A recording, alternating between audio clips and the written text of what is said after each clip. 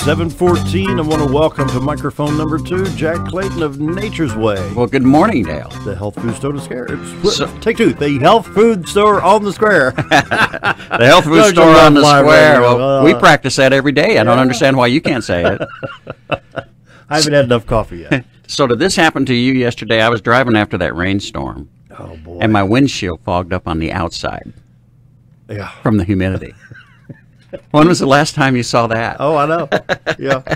I couldn't believe it. I turned we were the wipers loading on. a tractor during that. I got out of the car and my glasses steamed up. I mean, it was, I just, honestly, I haven't seen that kind of humidity even here in a long time. So, but the boat starts, so I had a good day. There you go. That's good. I look at the bright side with this heat and humidity. It's not snow. Yeah, I agree. Or ice. Or freezing rain. Ice will. It's above 32. Hallelujah. That's right. Ice will just, you stay home. Just stay home. There's no question about that. Well, we got a lot going on down at Nature's Way, the health food store on the square here in Mountain Home, and I'm glad to have an opportunity to talk a little bit about it. We're featuring some terrific sales this month and having a lot of fun with it. You know, each month we put over 300 items on sale in the store. And if you're on our newsletter, which you can sign up for at natureswaymountainhome.com, just follow the instructions. You can find out about these sales, get a little bit of an early announcement, and you'll discover what we've got going on and how much money you can save. This month we've got a really neat feature happening, and it's on organic milk. Now, I know you. Certified organic, and when you think about it, you have to understand what certified organic really is. It's a legal term, and it means that this particular product has been handled all the way through the food chain process in a very specific manner. It means there's no pesticides used in the feeds that are fed to the animals, or in the vegetables. They're pesticide free. It means that it's been handled in a very specific way, so it hasn't come in contact with anything that we would consider conventional foods, and it's antibiotic free and hormone free, and it's just different. But it's more like, this organic milk is more like the milk that you had when you were a kid if you lived on a farm, and that was a richer, deeper type of milk. And you know how I compare it, and I think you should kind of come along with me on this. So I compare it. It's like the difference between leatherette and leather. There you go. Yeah. You know, leatherette looks like leather, and sometimes it even feels like leather. But if you experience the real thing, you just don't go back. And that's what the difference in this organic milk. You have to try it. We've got half gallons on from $3.76 up to $3.99, depending on the brand. We've got full gallons at under $6 of organic milk. You need to come in and try this product. It is absolutely, I guarantee you, it's the best price in town right now. Nobody's got it for a better price. This is your best opportunity to try to experience a difference and see what you think. Huh. But we encourage people at Nature's Way to eat in healthy manners. We want to try to encourage folks to try non-genetically modified foods and certified organic foods, because you get different textures and flavors and tastes that way. It's just better for you, because it has eliminated the pesticides and with meat products, or the antibiotics and the hormones and things that we load up in the foods. Let me ask you a question about the milk. Mm-hmm. Folks that are lactose intolerant. Mm-hmm. Now, you can go down to any of the local grocery stores, whether locally owned or box stores, and you can get Great Value, Highland, and I can't think of some of the other brands, conventional products. Right.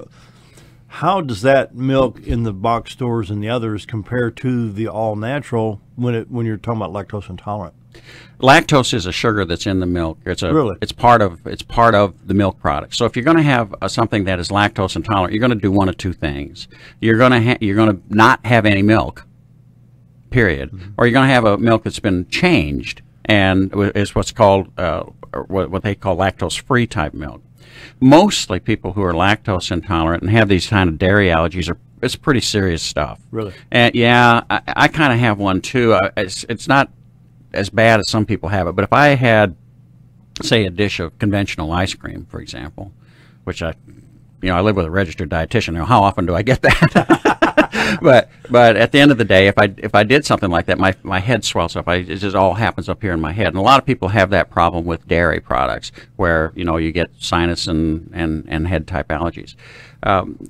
Organic's not going to change that. That's not the purpose of it. It's meant to be a healthier product because there's nothing adulterated in it. You haven't changed any of the food processes. Pure. Yes, absolutely pure. There's no. You're not spraying glycophosphate on the feeds. You're not using antibiotics and hormones in the beef. The grain they finish them on is a non-GMO product. Wow. And that's a legal thing because you can't get into the chain that way with anything that doesn't meet the organic standards.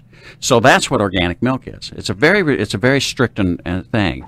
Now you have to look at this in a very specific way, and that is when you're looking at organics, is it certified organic, or just say it has organic products in it? Certified organic, as this milk is one that is completely under the legal jurisdiction of the term organic here in the United States, and it is a very specific legal term. You had a question? Yeah, I'm trying to figure out the best way to ask this. I go to now you're making me nervous. Okay, if I buy regular whole milk at one of the local stores, does my body work harder at separating those enzymes in the digestive system with the other chemicals that have been put into whether the feed or the processing? That's what I'm trying to say? Yeah, I understand what you're trying to say. It's a very good question, and there's no science one way or the other on it. Really? In other words, we can't say to you, I wouldn't say to you as a natural products retailer or someone who sells organic milk, I wouldn't say to you that non-organic milk is unhealthy. I wouldn't make that statement. I'm just trying to say to you to consider products that have haven't been altered at all. Yeah. And the real problem in the United States is GMOs. And I'm going to talk about that in just a second. Something has happened in Congress just in the last couple of days that I want you to know about. Right now we've got this milk on sale. It is a terrific value, and it's a better price for national brands than you can find for house brands anywhere else. So come on in, try some organic milk, see what you think. And while you're there, check out the organic grocery and the non-GMO products that we have. Now, Nature's Way is our natural grocery features non-GMO and organic foods. That's what we specialize in. And the non-GMO part is something that has really getting a lot of attention throughout the country right now. And what's happened is, and let's just go back over very briefly and describe what we mean by non-GMO, or genetically modified organisms. At its core, this is all about glycophosphate, or a product we call Roundup. And originally, and it's not a very old process, this started in the middle 90s, the idea was, can we change the DNA of a soybean so that we can spray it with Roundup and we will kill the weeds but not the soybeans? Oh boy. Well, so essentially that's what's happened. But it's taken on a new life. Very soon we will see genetically modified apples coming in from Canada. Corn is highly genetically modified now, which of course has an impact on conventional milk, because most of these cattle are finished, well, I should say beef, because most of these cattle are finished on genetically modified corn. Tomatoes are a very good example, where fish DNA was blended with a tomato to make it last longer in the store. Now, if you're a gardener, if I'm sitting across the table from you right now and you're a gardener and you're having your breakfast, you might have something on your breakfast table at this particular moment that you pulled out of your garden. And the tomatoes that you're growing are different, aren't they? I mean, they really have a different flavor. They got that acidic tartness that I really like out of a fresh homegrown tomato. But we have grown in the United States accustomed to having these foods year round. So if you're a gardener, you're going to can, or you're going to store your tomatoes somehow so you have them in the wintertime, but you don't expect them to grow in December. Well, that's not the way it is in the grocery store, is it? I mean, you expect to see layers and layers and layers of this food. Well, how's that going to happen? How are we going to keep it there? How are we going to make it last. And that's where genetic modification is now expanding itself into the vegetables and other things that we eat here in the United States. Now, in fairness, when we're talking about genetic modification, we're saying something that is not natural. It cannot occur in nature. So natural isn't a term that you can use with this. This is genetically modified. And in fairness, we have to say that the science doesn't say one way or the other whether or not it's bad for us. So we don't know. I think generally that you could say that nutritionally, the general nutrition sources of most of these foods probably stays about the same. But we don't know what the genetic modification to the DNA of these plants and animals that we're genetically modifying will do to us over the long term. Nobody knows that. The science just isn't there. Wow. So right now, you can't say it's bad for you. Huh. All right? You can't say that. But in the 60s, we couldn't say aspartame was bad for us either. Yeah. And in the 80s and the 70s, we couldn't say trans fats were bad for us. And now what's happening with trans fats, or these modified fats where they've changed the molecules in them to make foods last longer, we say, well, wait a minute, 40 years later, it clogs up your heart and you stop. We can't have that, so we're taking them out of the foods finally. So here's what's happening in Congress right now. The Safe and Accurate Food Labeling Act. And we've talked about this before on this show, and it's been laboring in committee for some time. And I have spoken with Congressman Crawford about it. He's a fine young man. I like him. We had a very pleasant conversation. He was most polite to me, even though ultimately we disagreed on this particular issue. We had a very good conversation. H.R. 1599 is the number on the bill. It's called again, H.R. 1599, 1599. Okay. It's headed to the House floor for a vote right now. And here's what this bill says. It's called, now get this, it's called the Safe and Accurate Food Labeling Act. Labeling, I left that out. Mm-hmm. Okay. Safe and Accurate Food Labeling Act. It says that the FDA cannot require, the FDA is our government agency that really manages our food sources here in the United States. It says that cannot ask a manufacturer to label his products if he is using genetically modified ingredients. So, see, I want to know. Well, that's the issue, isn't it? Because the science isn't there. So if you're having your cereal right now and you would look at that box and you say, well, does this have genetically modified ingredients in it? The government will now, if this bill passes, and it probably will, the government will now not be allowed to cause that manufacturer, General Mills or whoever it is that's on that product, to say that they're using genetically modified ingredients. This story just gets deeper and deeper and deeper. If you look at Hershey's syrup, for example, Hershey's syrup, yeah, I'll bet you've got one in your cupboard. I mean, it's ubiquitous. You mean like a chocolate? Yeah, the stuff you put on your ice cream or whatever. That syrup is marketed worldwide. Hershey, Pennsylvania. Marketed worldwide. All right? But in Europe, they require labeling. GMO labeling. So the same Hershey syrup that's sold here is sold in Europe, but over there they label it. And they mark on the back, just like we say for trans fats or cholesterol or whatever, this item is genetically modified. That's all. They're giving consumers the choice. So in the United States, if this bill passes, and Congressman Crawford supports it, if this bill passes, you will lose your right as a consumer to know what's in your foods as far as genetic modification is concerned. What does this mean to you? We do not know. What it is really saying is that for the next 20 to 40 years, if this bill passes, we are essentially lab rats. So what we need to do is get in touch with our congressman, depending on what district, and say vote against H.R. 1599. Correct. And you'll get a nice letter back from Congressman Crawford saying, no, I'm going to vote for it. But at the end of the day, that's what we have to do. Now, remember, it's going to be 20 to 30 to 40 years before we know what this means to us, because the science doesn't support it one way or the other. So if you want, think of it's not a very nice thing to say, but we become lab rats in this country if this bill passes. I want to know what's in it.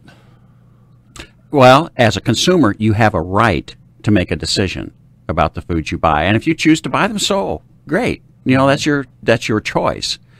But what the bill does is it limits your ability to make an informed decision if you choose to do so.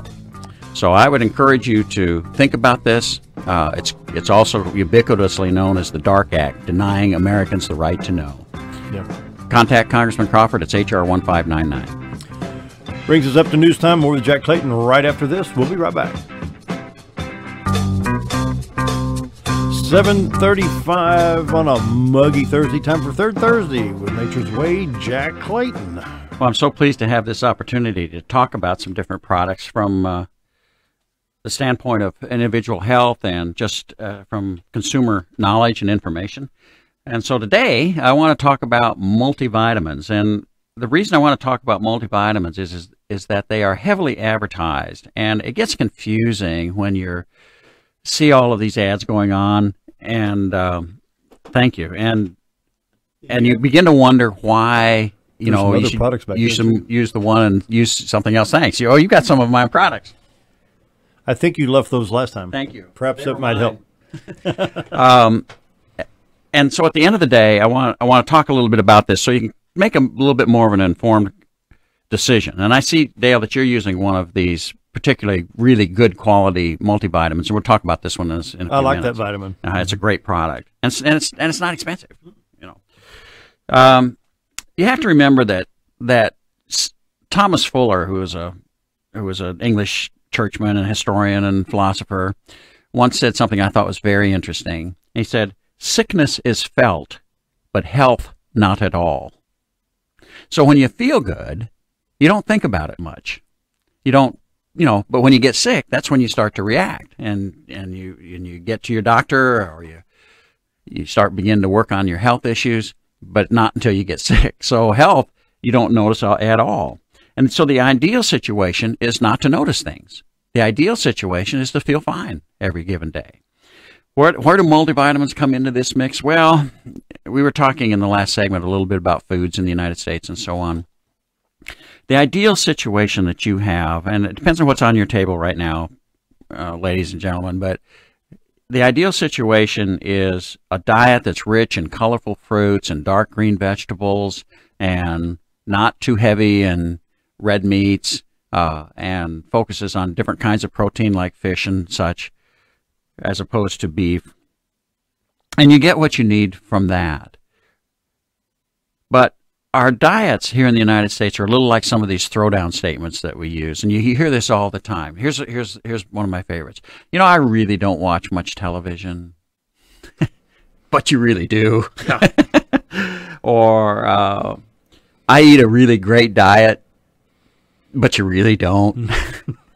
So at the end of the day, your mother told you what to eat. I mean, you know what you're supposed to be eating. With choices, but we've got so many choices here in the United States, and it's so easy to have dinner at the drive-thru that we've kind of gotten away from the aspect of nutrition through our foods. And I want to just say one other thing here before I move on, and that is, I think that oftentimes in the U.S., if you look at what's happening, if you turn on the news or if you're listening, even reading the newspaper anymore, we think more about what we put on our bodies than what we put in it. And it's kind of sad in a way because it leads us to these health problems down the road. So multivitamins have a job to do. The backstory on multivitamins has been around a long time in the United States. The U.S. sets very low standards as to what a multivitamin or what the vitamin nutrition you really should have on a given day is concerned. The original standards, the original RDAs or dietary allowances that were set in the United States were based on the fact that we didn't want people to get scurvy.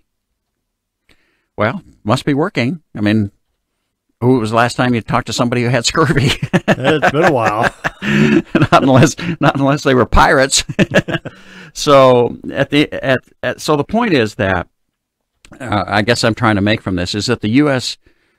Standards are very low. It's different in other parts of the world. So we have very modest dietary guidelines, and that leads us to multivitamins that, when you say they meet the RDAs, really are just at the basic, very minimum of what your body really needs. You combine that with the way we're eating these days, and then bam, there you have it. You wind up with a need for a multivitamin that's different than what you think.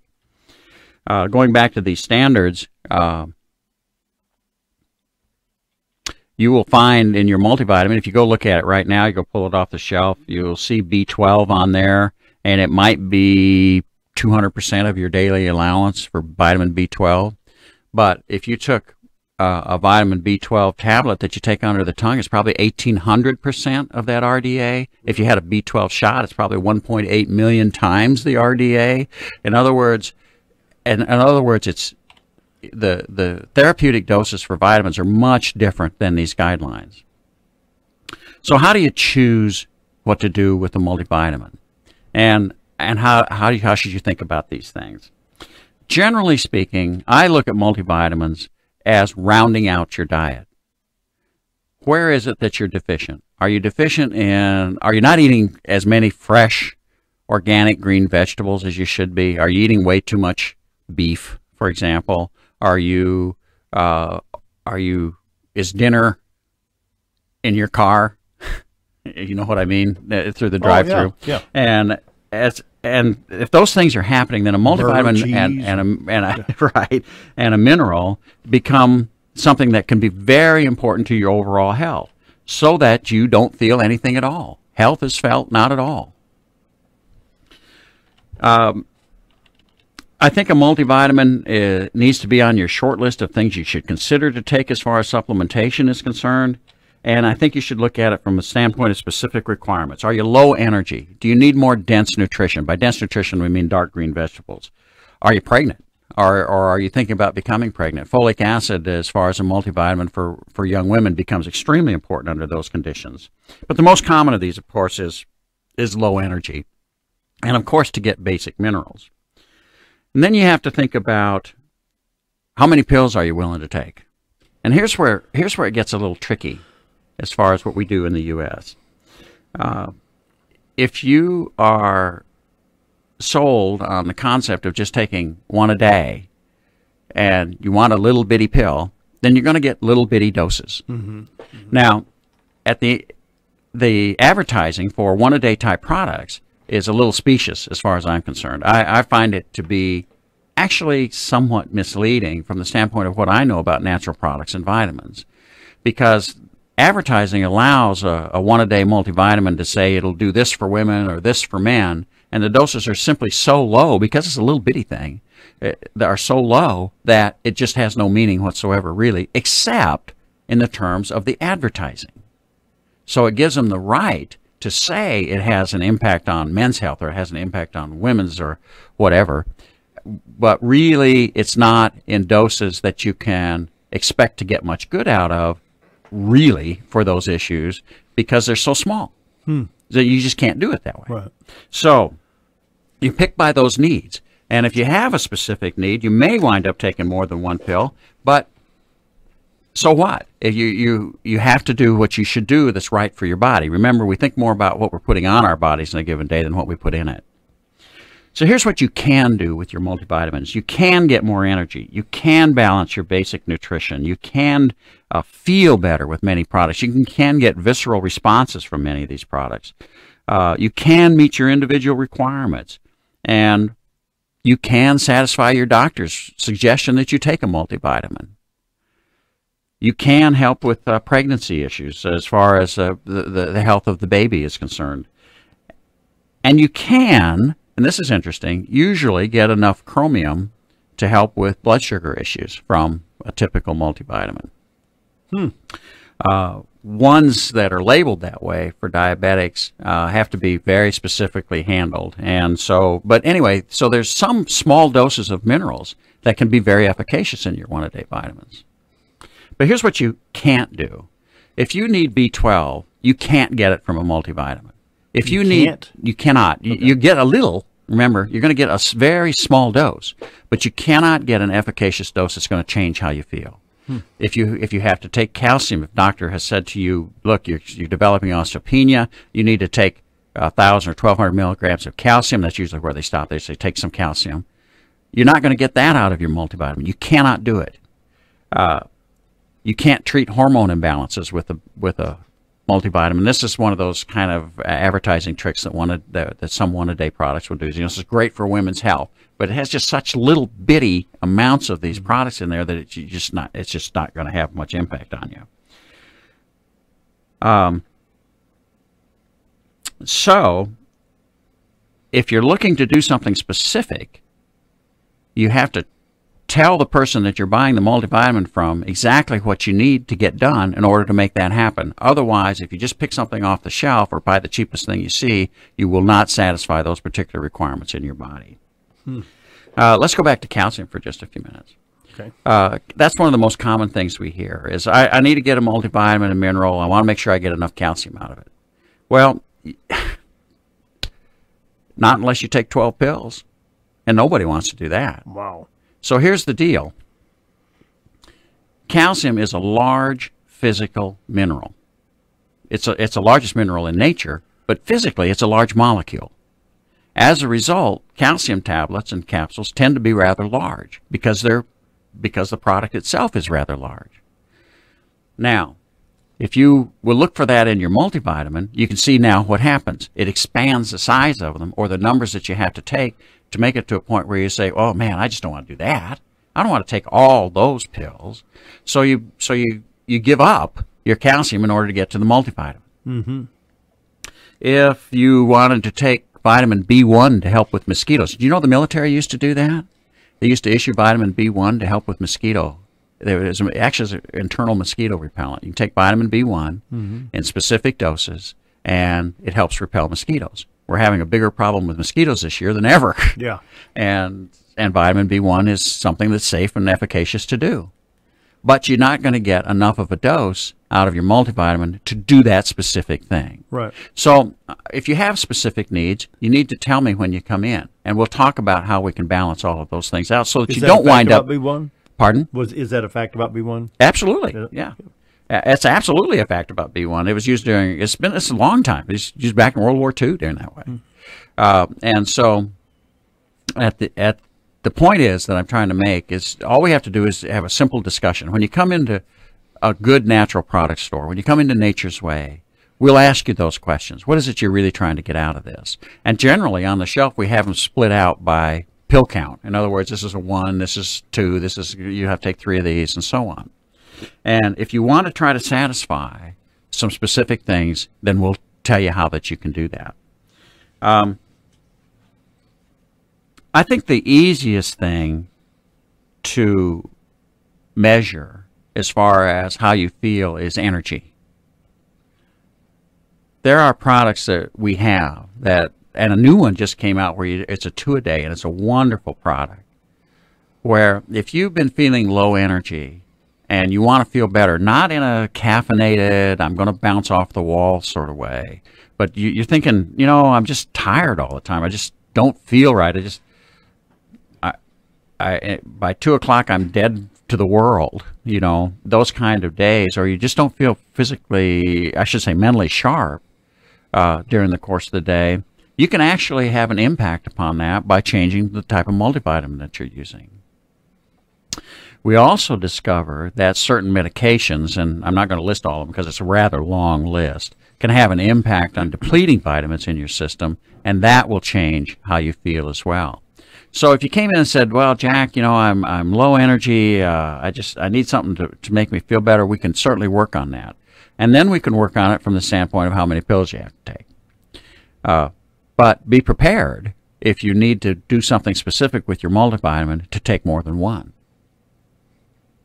Going back to the 1 and 2 a day and 3 a day and so on, some people have a problem with the size of the pills. They have trouble swallowing them. There's great liquid product on the market now that will satisfy that. There's also some powder products that you can make into a liquid that we sell a lot of that will get you, and this is an easy way to get some larger doses of some of these vitamins as well. So, things to consider. When you come into the store, let's talk about what your needs are. Let's talk about what your requirements are as far as how many pills do you want to take a day. Are you willing to take? And then we'll talk in some specific terms about what these products can do. Now, Dale, you have one here that I think that you like. It's a 1 a day but it's a timed release formula. And I really love this product. It's one of our best sellers by Solaray. Once daily, high energy, not expensive at all. Comes in 2 and 4 month supply bottles, and it's timed release, so you don't urinate this out right away. Your body receives it in smaller doses and receives it better throughout the course of the day. It's a terrific product, one a day, inexpensive. Come on in and ask us about it. So when you're thinking about your multivitamins, talk to somebody who can help you. Make sure you're not interfering with your medications, and then let's talk about the specifics after that. It's not complicated, but we can really help you feel better with a good multivitamin at Nature's Way. Finish up Third Thursday with Jack Clayton right after this. Be right back. 7:53, more with Jack Clayton. Jack. So let's round it up as far as how we think about multivitamins. How do you pick one out? First, why do you want it? What are your needs? Secondly, what are you willing to do to solve this particular issue as far as how you're taking your multivitamins? Thirdly, are you looking for quality, or or if you're shopping price, that's important as well. We need to understand some of those things, and remember the advertising on these products is a little bit, I think, out of control as far as what they say in some cases. It makes you think something's going to happen when it isn't. Fourth, talk to a professional. There's good people around town. We're more than willing to help you, of course, at Nature's Way. Value, quality, service, knowledge is what we specialize in. We're going to ask you a few questions, and we'll guide you through the process. And fifth, what should you expect out of it? And generally, remember, health is not felt at all. So maybe you shouldn't expect too much unless you have a specific requirement, in which case we can work with that, and we'll tell you exactly what you should expect. And the last is, what kind of product should you get? Capsules, tablets, liquids, powders, all of those things to meet your requirements. You can do that with me at the store, and we'll work through all of those issues. Everybody wants to do it, or most people want to do it the easiest way possible, but you also want to satisfy your specific problems. For more information about vitamins and some other things, and what's going on with genetically modified foods, go to our website, natureswaymountainhome.com. Go to the Dietitian's Corner. Ruth Ann's got some great articles about vitamins, about this GMO issue, as well on the website under the Dietitian's Corner, natureswaymountainhome.com. And while you're there, sign up for our newsletter. You'll save some money on some really, really good products. And I'm interested to come down and try some of that, some of your milk. You should get it while we've got this on sale. I'm telling you, in no uncertain terms, it's the best price in town. This is the time to get it. Time is now. Get down there and buy some. I'm telling you, you're not going to see prices like this again for years. And I want to steal 30 seconds from you real quick, because I think this is important. We need to get in touch with Congressman Rick Crawford, and we need to go against H.R. 1599. Go Correct. to your computer, Google Congressman Rick Crawford, contact me, put your zip and 4-digit extension in there, and tell him I am against H.R. 1599. We need to be the same way, and explain what you just heard from Jack right here. Thank you. That's an extremely important issue. I've already done it today. If you, as a consumer, want to have choices and feel you have the right to have choices and don't want your government blocking your choices, you need to be against that bill. Once again, H.R. 1599. If you forget about this will be on audio on demand here in a few minutes. You can call the radio station 425-4971. We'll give you information against H.R. 1599. Thank you, Jack Clayton, for being here today. Thank you so much. Got to go see if the boat starts. I bet it does. It's going to be a good day. We'll see you later, everybody. See you tomorrow.